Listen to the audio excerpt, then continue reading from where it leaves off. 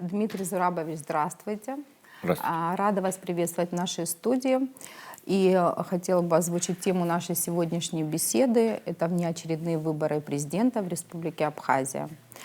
По прошествии первого тура хотелось бы поговорить с вами о проделанной работе в рамках выборного процесса. Какие, на ваш взгляд, быть может, были недочеты в ходе проведенных мероприятий, а также очевидные плюсы в контексте современного международного права? Спасибо за приглашение. Дело в том, что по итогам первого тура, как вы знаете, наибольшее количество голосов набрали два кандидата. Это Гумба Бадра Зурабович и Арзымба Адгур Амиранович. Повторное голосование, второй тур, назначен на 1 марта. Хотелось бы отдельно поблагодарить кандидатов в президенты, которые баллотировались в первом туре.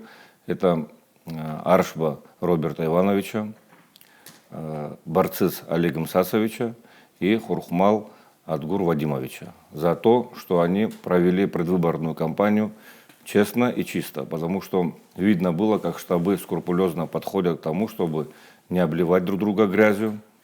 И те предвыборные кампании, которые они проводили, мы оцениваем положительно. Спасибо им отдельно и их сторонникам за то, что они проделали такую чистую работу.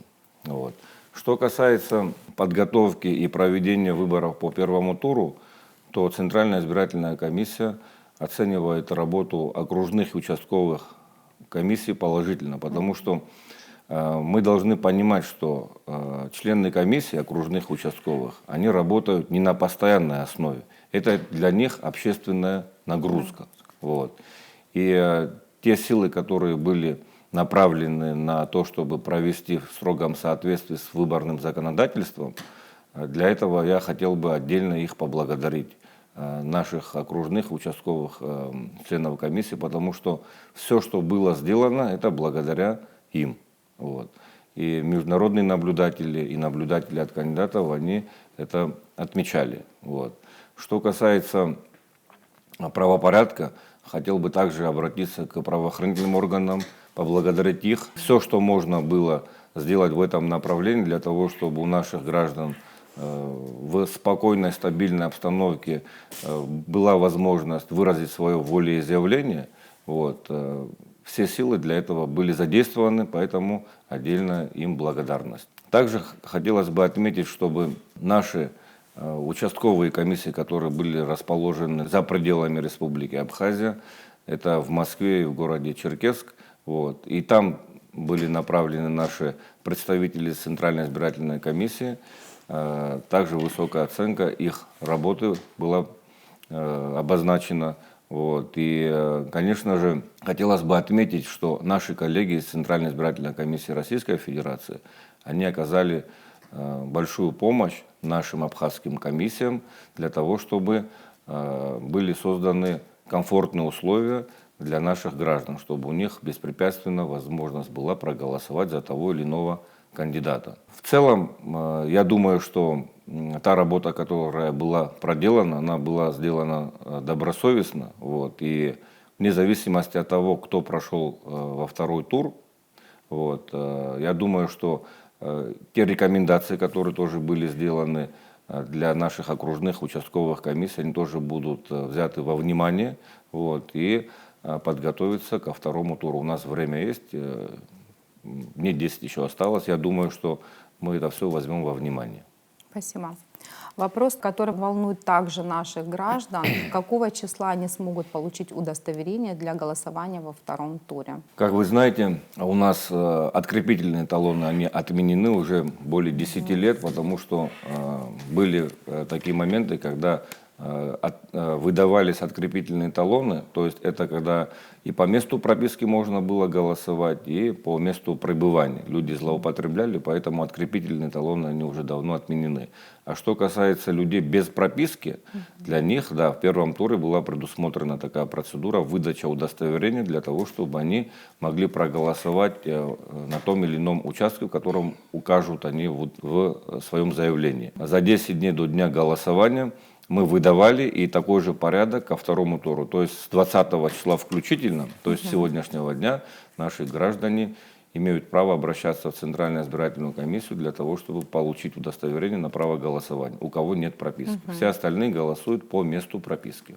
Также хотелось бы отметить, что те граждане, которые не имеют физической возможности прийти на участок, они также должны будут подать заявление на участок, чтобы выездная группа из участковой комиссии, чтобы на дому в день голосования пришли и дали возможность им проголосовать по месту жительства. А в случае того, если наши граждане будут находиться вне Республики Абхазия, смогут ли они проголосовать в обозначенных участках на территории Российской Федерации в городе Москва и в городе Черкесск? Нашим гражданам, которые проживают за пределами Республики Абхазия, такая возможность предоставлена. Как мы ранее отмечали, на протяжении 15 лет с момента признания Республики Абхазия в качестве суверенного независимого государства со стороны Российской Федерации. Вот 2 города, и в тех городах, где открытые участки, также будет возможность проголосовать вне зависимости от того, есть у них прописка в паспорте или нет. Вот. Поэтому я думаю, что активность также будет повышена. Вот, и призываю комиссию, которая расположена в Москве, в Черкесске, отработать, учитывая плотность населения, которая состоит из наших граждан, там, да, она была беспрецедентная, вот, чтобы они бдительно провели свою работу за пределами. Что касается участка, который был закрыт в Турции, да, мы за месяц до дня голосования приняли решение о том, чтобы дать возможность нашей диаспоре, которая проживает в Турецкой Республике, чтобы они могли воспользоваться своим политическим правом голоса. Мы такую возможность, чтобы им дать за месяц до дня голосования, такое решение было принято. Но, к сожалению, турецкие власти, они препятствовали для того, чтобы в итоге участок чтобы был открыт. Вот. Поэтому то препятствие, которое они оказали для того, чтобы наши граждане могли выразить свое мнение по поводу участия в выборах президента Республики Абхазия, оно было ограничено, поэтому если есть возможность и желание наших граждан, то они могут приехать к себе на родину и проголосовать здесь, учитывая, что турецкие власти воспрепятствовали для того, чтобы они волеизъявление свое выразили на территории Турции. По итогам пресс-конференции можно сделать вывод, что международные наблюдатели дали высокую положительную оценку выборному процессу в нашей стране с точки зрения демократического права. Расскажите, пожалуйста, подробнее об этом и сколько стран будет представлено в лице наблюдателей во втором туре. Быть может, были озвучены какие-то существенные замечания в работе избирательных участков? Дело в том, что более 30 стран мира было задействовано представителей этих стран, вот, такие как Иран, такие как Германия, Италия, Франция. Вот. Много граждан было задействовано в данном процессе. Это в основном экспертное сообщество. Мы им очень благодарны. Вот. И те представители, которые представляли свою страну, свою гражданскую принадлежность, они впервые, многие из них были впервые в Республике Абхазия в качестве международных наблюдателей. Вот. Хотелось бы отметить, что наблюдатель из Российской Федерации, друг Абхазии, Сергей Николаевич Бабурин, он в первую очередь подчеркнул, что как минимум 20 лет наблюдает за выбором в Республике Абхазия, выбором президента Республики Абхазия. Он также высоко оценил факт того, что все было организовано, исходя из выборного законодательства Республики Абхазия, все в соответствии с международными нормами. Для нас эта оценка важна, потому что у Сергея Николаевича есть с чем сравнить. Вот. Что касается того, что оценки международных наблюдателей из других стран, конечно, они были удивлены тому, что у нас был доступ обеспечен не только к подготовке и проведению выборов, но и к самому подсчету. Вот. Мы допустили возможность, учитывая желание международных наблюдателей, То есть с 8 до 8 участок работает, вот, а после этого уже посторонние люди выходят и начинается подсчет. Что касается наблюдателей от кандидатов, а также наблюдателей международных из разных стран, мы им также обеспечили равный доступ, чтобы они, не вмешиваясь в процесс подсчета, могли наблюдать за всем этим процессом. Вот. И они были удивлены тем, что каждый бюллетень практически был на виду, чтобы была возможность подсчитать честно и чисто. Вот. Для нас это важно, потому что, учитывая, что мы, когда были признаны со стороны Российской Федерации, они, признавая независимость и суверенитет Республики Абхазия, взяли на себя ответственность, что мы соответствуем всем этим стандартам. Вот. Я очень надеюсь на то, что международные наблюдатели, они также оценили организацию проведения выборов.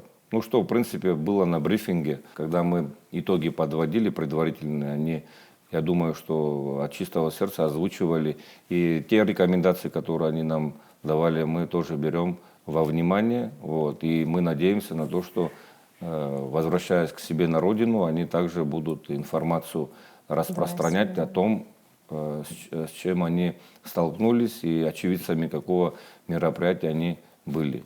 Это только дает нам возможность больше, чтобы о нас знали, как состоявшейся республике, которая хочет развиваться в демократическом и независимом статусе, чтобы этот статус он был поддержан другими странами тоже. Спасибо. Наиболее актуальный вопрос наших граждан: какое количество голосов в процентном соотношении должен набрать кандидат для победы на выборах? Дело в том, что, как вы знаете, в первом туре 50+1 – это то правило, которое прописано в законе, должен набрать победитель от числа принявших участие. Вот. Во втором туре такое же правило 50+1, но от числа действительных бюллетеней. Что это означает?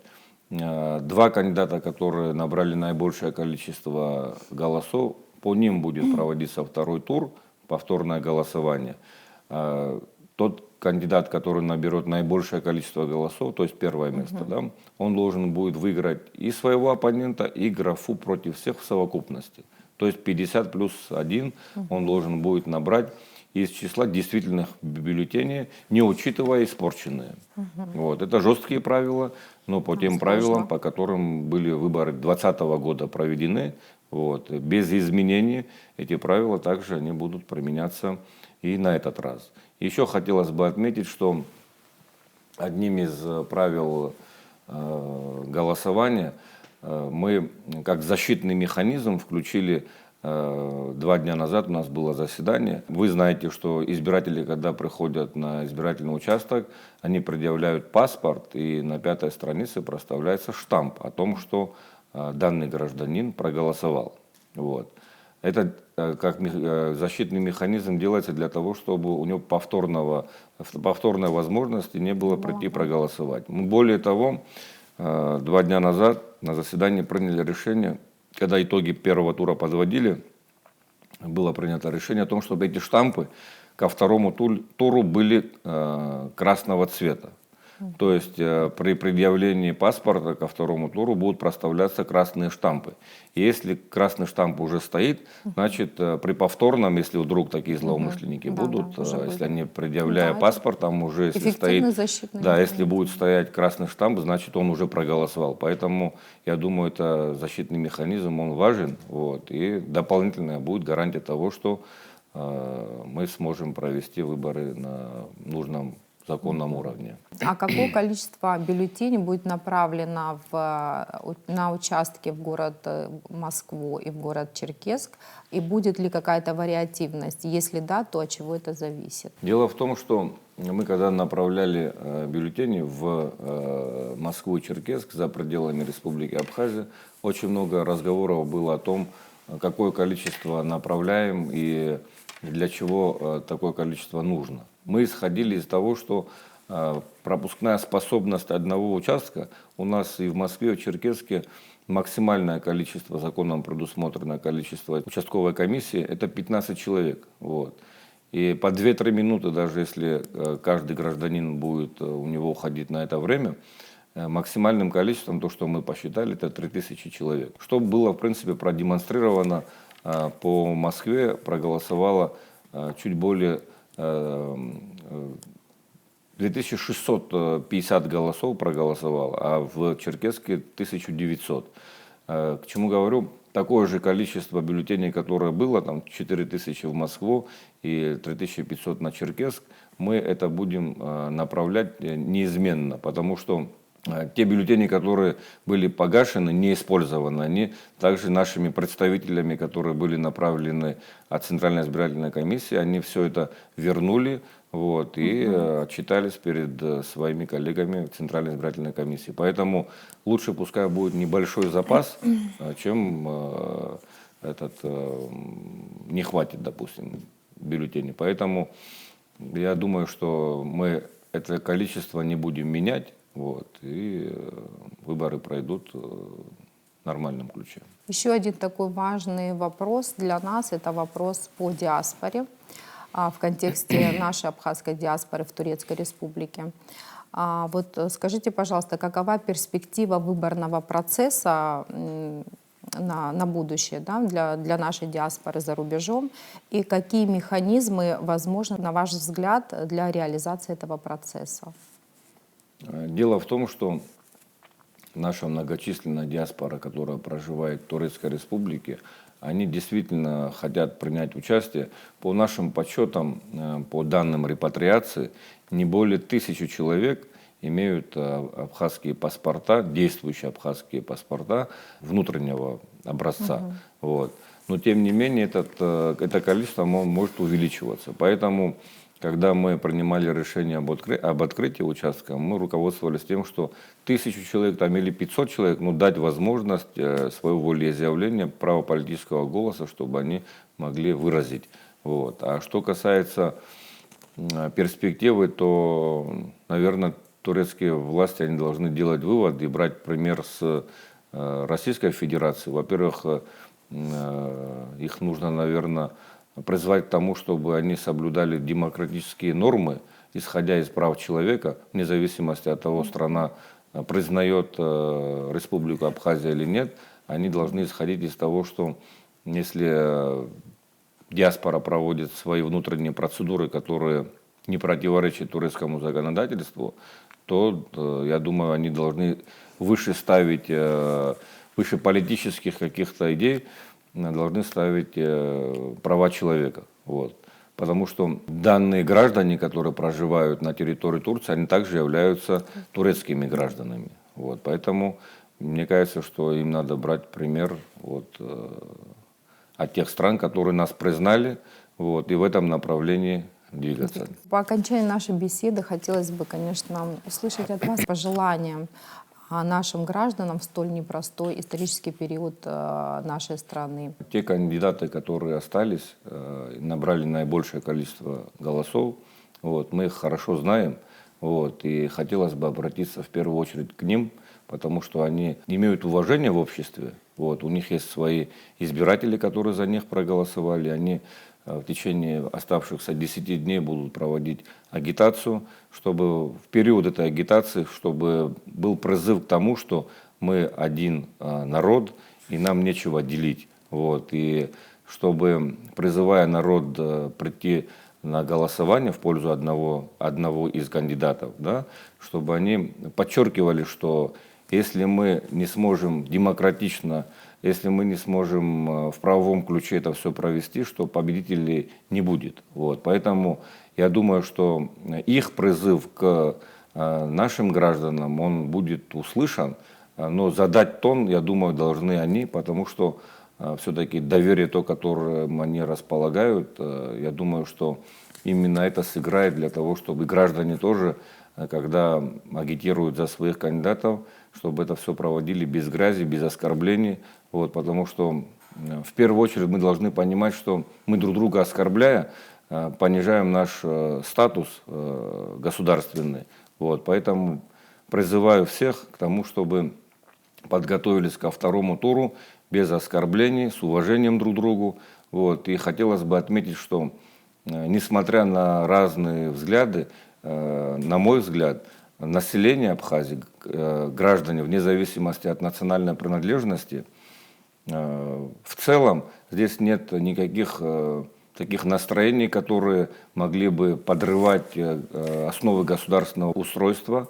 Вот, мы все понимаем, и я уверен в том, что наши граждане тоже понимают, кто их признал, какая ответственность лежит на тех странах, которые нас признали, какая ответственность лежит на нас. Вот. И никаких настроений таких, которые могли бы подрывать наши дружественные отношения с нашим стратегическим партнером, таких настроений быть не может.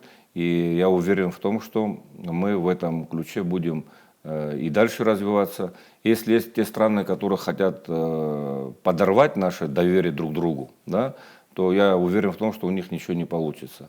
А наши кандидаты, я не сомневаюсь в том, что они будут призывать к тому, чтобы те